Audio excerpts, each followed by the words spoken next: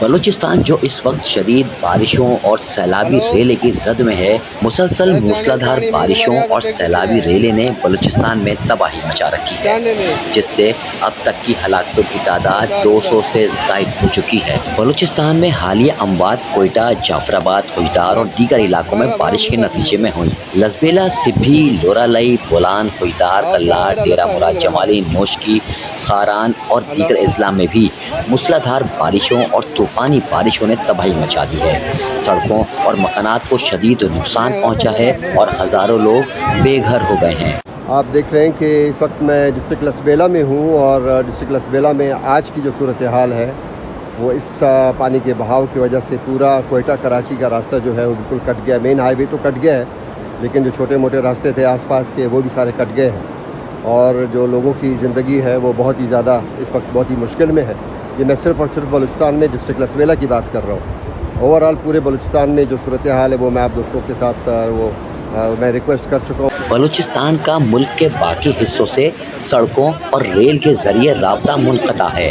بلوچستان کو سندھ، پنجاب اور خیبر پختونخوا سے ملانے والی چاروں بڑی شاہراہیں کوئٹہ کراچی، کوئٹہ سکھر، لورالئی ڈیرہ غازی خان اور ذریعہ ڈیرہ اسماعیل خان شدید لینڈ سلائڈنگ اور سیلاب کی وجہ سے تاحال بند ہیں۔ کوئٹہ کو ملک کے دیگر حصوں سے ملانے والی ریلوے ٹریک کو بھی ابھی تک صاف نہیں کیا جا سکا۔ ضلع لزبیلا میں بارشوں اور سیلاب کے تازہ اپڈیٹ کے مطابق 40 سے زائد دیہات ڈوب گئے ہیں اور سیلابی ریلے کا پانی گھروں میں داخل ہونے کی وجہ سے 300 سے زائد افراد اب بھی پھنسے ہوئے ہیں۔ اوتھل سے کوئٹہ کراچی شاہراہ مکمل طور پر بند ہو گئی ہے۔ لزبیلا آنے والے حضرات سفر سے مکمل گریز کریں۔ بیلا اوتھل میں سیلابی ریلے نے تباہی مچائی، ہر طرف پانی ہی پانی کر دیا۔ RCD ہائی وے کئی جگہوں سے بہہ گئی ہے۔